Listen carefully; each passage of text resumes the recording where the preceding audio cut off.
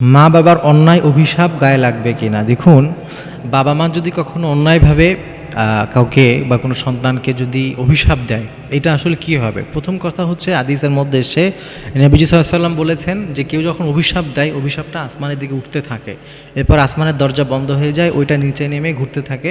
আর যার জন্য অভিশাপ দেওয়া হয়েছে সে যদি উপযুক্ত হয়, অভিশাপটা তার গায়ে গিয়ে লাগে। আর যদি উপযুক্ত না হয়, তাহলে যে অভিশাপ দিয়েছে তার উপরে গিয়ে বর্তায়। এজন্যে কথায় কথা অভিশাপ দেওয়া এটা খারাপ। নবী সাল্লাল্লাহু আলাইহি ওয়াসাল্লাম হাদিসের মধ্যে অভিশাপ দেওয়াটাকে নিষেধ করেছেন। এটা মুমিনের সিফাত হতে পারে না। আর বিশেষ করে বাবা মায়েরা রাগ হয়ে গেলেও আপনারা কথায় কথা অভিশাপ দিবেন না, এতে আপনার সন্তান বরবাদ হয়ে যেতে পারে।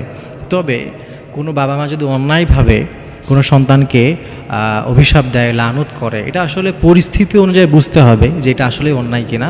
তো সেই অনুযায়ী যদি খুব অন্যায়ভাবে কোনো বাবা মা তার সন্তানকে অভিশাপ দেয়, তাহলে ইনশাআল্লাহ তাহলে এটা গায়ে লাগবে না। কিন্তু বাবা মায়ের অভিশাপ থেকে বাঁচার জন্য সন্তানের চেষ্টা করা, বাবা মায়ের হালাল যত বিধান শরিয়ার মধ্যে থেকে বাবা মা যা বলে সেইটাকে পূর্ণভাবে মেনে চলার চেষ্টা করা, বাবা মায়ের কাছ থেকে অভিশাপ না নিয়ে দোয়া নেওয়ার চেষ্টা করা।